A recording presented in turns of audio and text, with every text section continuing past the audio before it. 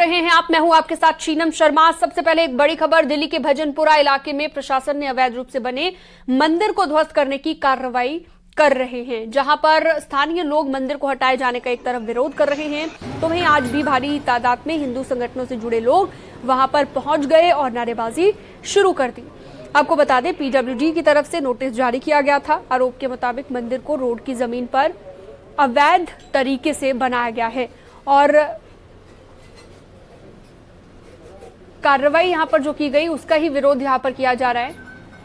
अवैध मंदिर पर जो बुलडोजर एक्शन लिया गया उसी का विरोध यहां पर किया जा रहा है। पीडब्ल्यूडी ने मंदिर कमेटी के पदाधिकारियों से नोटिस जारी कर कहा था कि मंदिर के सामानों को हटा लिया जाए, क्योंकि मंदिरों को हटाने की कार्रवाई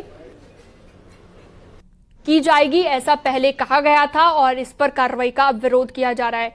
उधर लोगों का ये कहना है कि ये मंदिर वर्षों पुराना है और इससे उनकी आस्था भी जुड़ी हुई है, इसलिए मंदिर को ना तोड़ा जाए। ये सभी बातें उनकी तरफ से कही गई। शिवम प्रताप हमारे सहयोगी जुड़ गए हैं, न्यूज 18 संवाददाता हमारे साथ। शिवम, पूरा मामला विस्तार से बताइए, क्योंकि कार्रवाई जैसे ही की गई, बुलडोजर एक्शन जैसे ही मंदिरों पर लिया गया तो उसका विरोध करने भी हिंदू संगठन यहां पर पहुंच गए हैं। अभी क्या स्थिति है वहां पर, ये भी बताइएगा। फिलहाल की स्थिति की बात करें तो दोनों अवैध मजार और मंदिर दोनों को प्रशासन ने तोड़ दिया है। वहां पर्याप्त संख्या में प्रशासन के अधिकारी और पुलिसकर्मी मौके पर मौजूद हैं। अभी फिलहाल वहां मलबा हटाने की कार्रवाई चल रही है और जैसे ही मलबा हटेगा पूरा जो वहां ट्रैफिक का आवागमन रुक गया है वो भी शुरू हो जाएगा। दरअसल ये पूरा मामला कुछ इस तरीके से है कि दिल्ली के भजनपुरा में अवैध मजार और मंदिर को लेकर नोटिस जारी किए गए थे, जिनकी वजह से लगातार ट्रैफिक जाम की स्थिति बन रही थी। ऐसे में जब मंदिर और दरगाह हटाने की कार्रवाई प्रशासन ने शुरू की, उस दौरान तमाम लोग आ गए और उसका विरोध करने लगे। अब उस जगह से अवैध निर्माण को आज सुबह पुलिस प्रशासन ने मौके पर मौजूद रहकर उसको हटा दिया है। वजीराबाद जो रोड है उसी पर ही अवैध निर्माण था, जो करीब 3 दशक पुराना बताया जा रहा है। इस दौरान जब कार्रवाई की गई तो मौके पर पीडब्ल्यूडी के अलावा ड्रोन से निगरानी की जा रही थी। अर्धसैनिक बल और दिल्ली पुलिस के तमाम जवान मौजूद थे। किसी की भावनाएं आहत ना हो, ऐसे में स्वयं दिल्ली पुलिस के अधिकारियों ने मौके पर मंदिर में पूजा अर्चना करके कार्रवाई शुरू की, जिसके बाद पूरे जेसीबी और तमाम जो मशीन है उनसे मलबा हटा दिया गया है। फिलहाल की बात और लगातार अपडेट हम आपसे लेते रहेंगे। बहुत शुक्रिया फिलहाल तमाम जानकारी के लिए।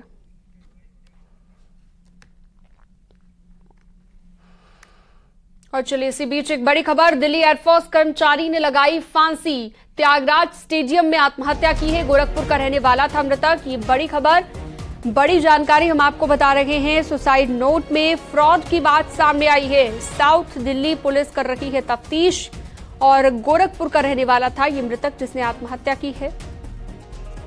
शंकर आनंद हमारे सहयोगी हमारे साथ फोन लाइन पर जुड़ गए हैं ज्यादा जानकारी के साथ।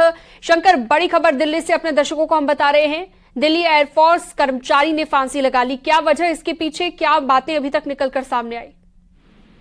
देखिए, एक अखिलेश्वर मिश्रा नाम के एक शख्स ने फंदे से लटक के आत्महत्या किया है, जो एयरफोर्स में काम करता था। भारतीय एयरफोर्स में ये काम करता था और इसका जो पद था वो LAS एक पद है, जो रेसकोर्स एयरफोर्स स्टेशन में काम यहाँ पे तैनात था। और जिस तरह से अखिलेश्वर मिश्रा की अगर बात करें तो ये मूल रूप से उत्तर प्रदेश के गोरखपुर का रहने वाला है और वहां पे गोरखपुर में ही हरपुर नाम का गांव है, उस गांव का रहने वाला है।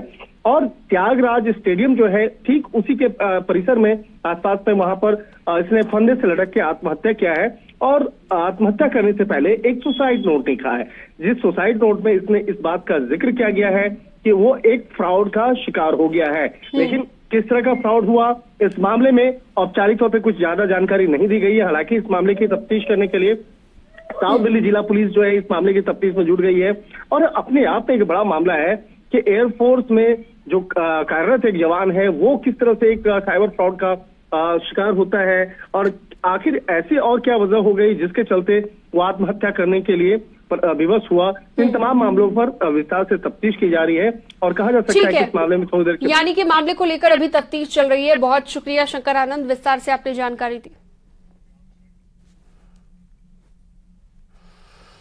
आगे बढ़ते हैं, दिल्ली से एक और बड़ी खबर, यूसीसी के समर्थन में पोस्टर लगाए गए हैं संसद मार्ग पर। हिंदू सेना ने यूसीसी के समर्थन में ये पोस्टर लगाए हैं। ये बड़ी जानकारी अपने दर्शकों को हम दे रहे हैं और निशाने पर है यूसीसी का विरोध कर रहे दल। इस पोस्टर के जरिए उन दलों पर निशाना साधा है जो यूसीसी का विरोध कर रहे हैं। पोस्टर पर लिखा है कि यूसीसी देश की जरूरत है, साथ ही लिखा है वी वांट यूसीसी। ये देख सकते हैं आप, संसद मार्ग पर ये पोस्टर लगाए गए हैं, जिसकी तस्वीर आपको हम दिखा रहे हैं। एक देश एक कानून।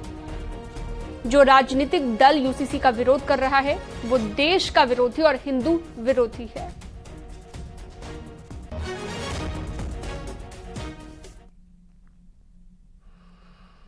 आगे बढ़ते हैं जालौन से अगली खबर। बुंदेलखंड एक्सप्रेस वे पर हादसा हुआ है। सड़क हादसे में 2 लोगों की मौत हो गई है। 2 ट्रकों की टक्कर हुई जिसकी वजह से यह हादसा हुआ है और सड़क किनारे खड़े ट्रक से दूसरा ट्रक टकरा गया। ट्रक ड्राइवर और क्लीनर की मौत हो गई है।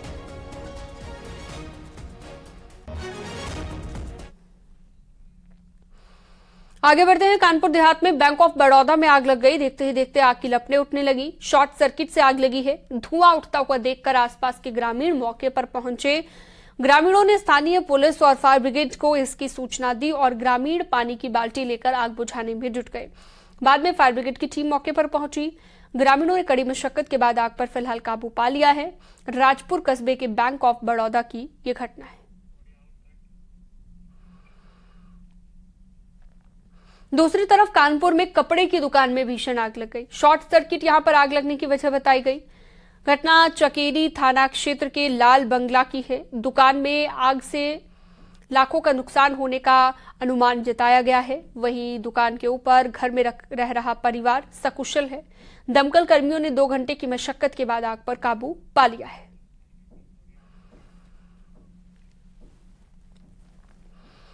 आगे बढ़ते हैं। ग्रेटर नोएडा में गैंगस्टर सुंदर भाटी गैंग के 2 सदस्यों से पुलिस की मुठभेड़ हो गई और इकोटेक में एक थाना क्षेत्र में चेकिंग के दौरान स्वाट टीम और थाना दनकौर पुलिस को बड़ी कामयाबी मिली। पुलिस ने मुठभेड़ में बदमाश बिल्लू फौजी और संते घंगोला को घायल कर दिया। दोनों बदमाश सुंदर भाटी गैंग के एक्टिव सदस्य थे। बदमाशों पर लूट, हत्या, रंगदारी समेत कई मामलों में मुकदमे दर्ज हैं। पुलिस ने पिस्टल, कारतूस, तमंचा और कार बरामद की। नाम बिल्लू फौजी और सत्य गंगोला है, जो कि शासन द्वारा चिन्हित माफिया सुंदर भाटी गैंग के सदस्य हैं। इन पर हत्या का प्रयास और रंगदारी जैसे कई मुकदमे गौतम बुद्ध नगर और दिल्ली में दर्ज है। पूरे प्रकरण में बाकी विधिक कार्रवाई प्रचलित है। संगठित अपराध पर यह एक बड़ी कार्रवाई है। नोएडा में सेक्टर 113 में 113 सेक्टर में थाना पुलिस की बदमाशों से मुठभेड़ हुई है। एक आरोपी को गोली लगी है और 2 बदमाश मौके का फायदा उठाकर फरार हो गए हैं। जिन बदमाशों से पुलिस की मुठभेड़ हुई है वो क्रीटा कार लूट मामले में फरार चल रहे थे। फरार बदमाशों की तलाश के लिए कॉम्बिंग जारी है। बदमाशों के पास से लूटी गई कार, तमंचा और कारतूस बरामद कर लिया गया है।